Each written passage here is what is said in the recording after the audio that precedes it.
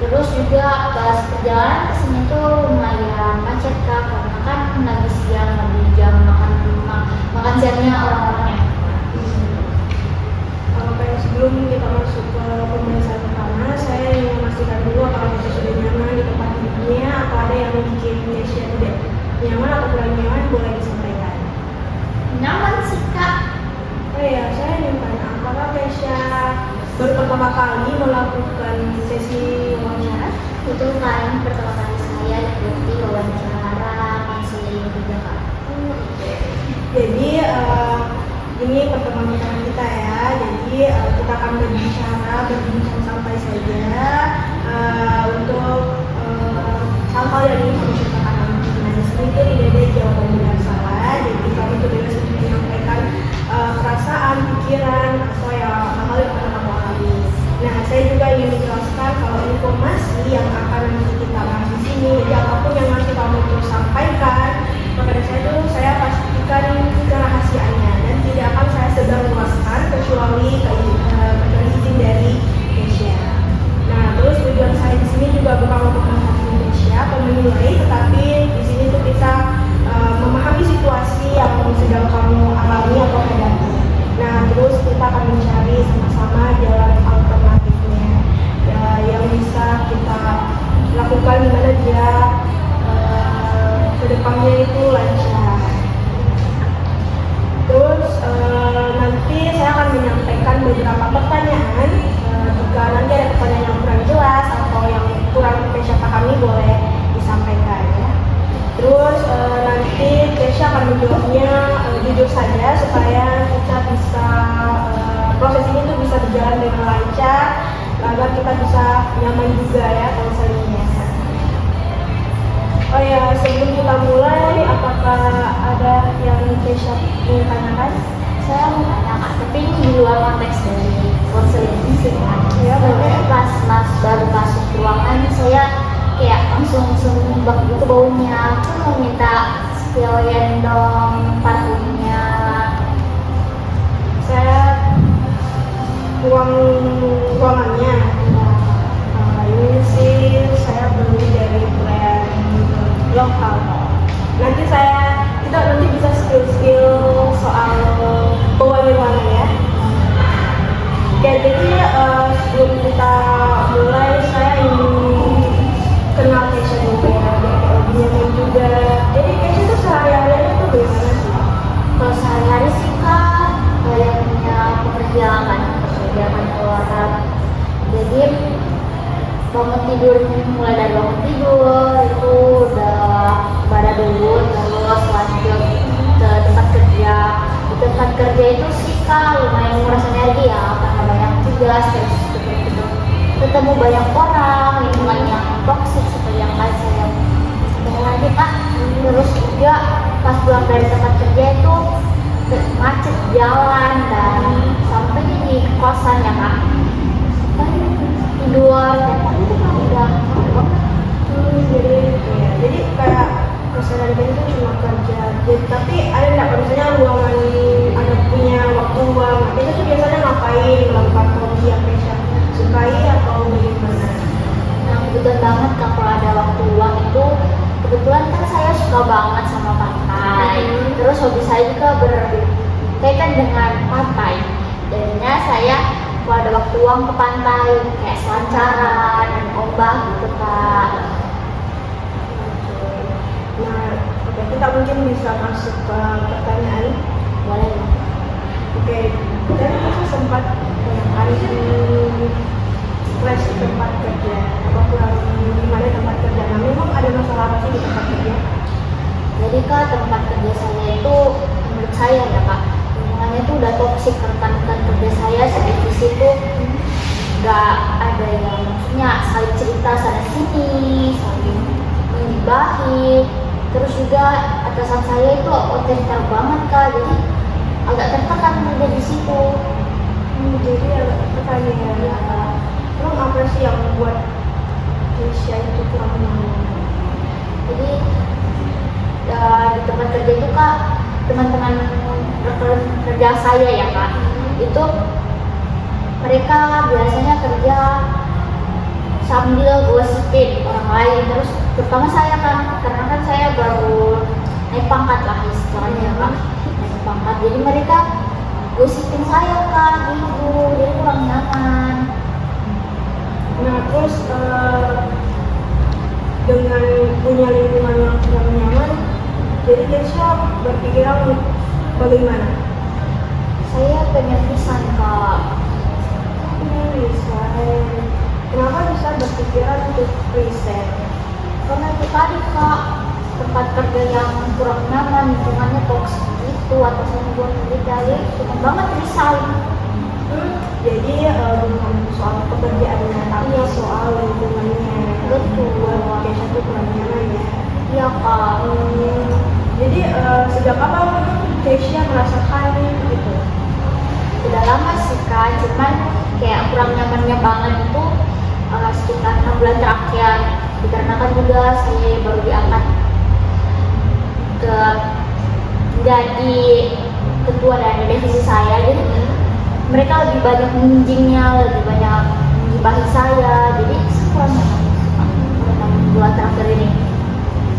Jadi selama itu apa yang berpengaruh, apakah yang paling berpengaruh sama diri kamu?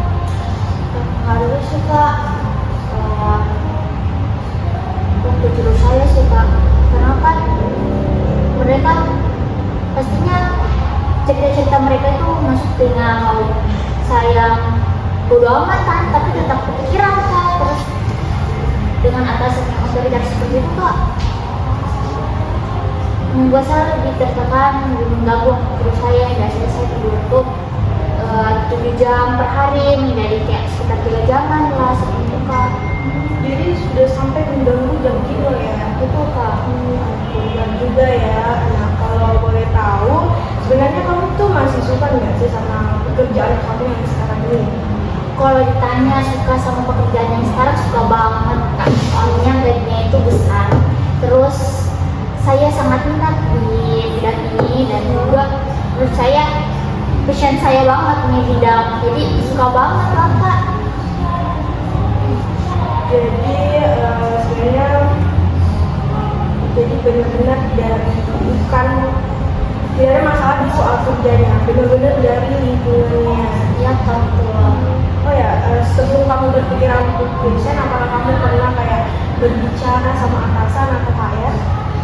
Udah pernah sih Kak cerita ke HR, terus HR-nya beri masukan lah ke atasan. Biasanya waktu itu pernah buat peraturan itu, peraturan kan. Nah peraturannya ini Kak nggak berlangsung lama, cuma 2 bulan gitu.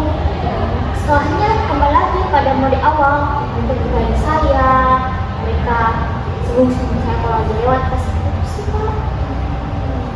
Jadi untuk saat ini kalau misal kan kamu sudah berpikiran untuk resign ya. Nah terus apa yang paling bikin kamu tuh ragu? Yang buat saya ragu resign Kak, yang buat saya takut untuk resign itu Kak, karena takutnya saya belum dapat pekerjaan Kak. Jadi takut melamar yang Kak. Jadi saya ragunya tuh itu saya nanti nggak punya pekerjaan. Itu sangat wajar sih ya, saya mengerti kekhawatiran tentang itu. Nah terus menurut kamu tuh langkah apa yang bagus untuk sekarang? Saya pernah menjalani pas waktu itu. Saya berpikiran untuk cari kerja sesuai bidang saya yang saya minati sekarang. Terus dengan memberikan CV kepada lowongan kerja tersebut, jika diterima ya Kak, diterima, saya terima kerjanya sambil tetap masih kerja di tempat yang lama, kayak sambil buat surat pengunduran diri gitu Kak. Ya, menurut itu sudah pilihan yang cukup masuk akal. Jadi kita tetap memiliki pemasukan sambil mencari-cari lowongan yang cocok sama di Indonesia ya. Oke. Terus nanti kalau misalnya sudah pindah kerja nih, misalnya lingkungan apa sih yang emang Kesha harapkan? Saya pengennya tuh lingkungannya yang supportif Kak. Terus orang-orang rekan kerja yang bisa diajak kerjasama, dengan juga rasanya itu aku ceritakan yang sekarang kan kalau di lingkungan sekarang itu kalau ada orang atau karyawan yang lagi naik pangkatnya gitu pasti mereka membuncing bang sampai disinggung-singgung gitu kak. Jadi sebenarnya kalau di tempat kerja yang baru teman-temannya suportif. Jadi kalau misalnya ada rekan kerja yang lagi naik pangkat naik tingkatan mereka ini suportif bukan malah bang itu kak. Masya Allah. Nah ya udah, saya mau tanya nih ya, kalau misalnya kan tadi sudah beberapa ada rencana kan yang mau Kesha lakukan. Saya mau tanya, coba rating 1 sampai 10 seberapa bisa atau seberapa yakin Kesha itu bisa menjalankan rencana-rencana tadi? Saya yakin itu kak 95%. Kenapa tuh? Karena niat saya yang besar udah banget excited dari tempat kerja itu yang pertama, dan juga yang kedua karena saya merasa saya berkompetensi untuk dimiliki atau direkrut oleh tempat kerja ini kak. Jadi saya cukup kagum sama Kesha yang cukup percaya diri, tetap semangat untuk tetap menjalankan yang direncanakan tadi. Itu sudah cukup masuk akal. Jadi dari cerita Kesha hari ini tuh saya lihat Kesha tuh sudah cukup paham apa masalahnya, apa sumber masalahnya, dan bagusnya lagi tuh Kesha sudah punya gambaran bagaimana kedepannya, gimana untuk mencari lingkungan yang baik, yang sehat, yang tidak toksik gitu ya.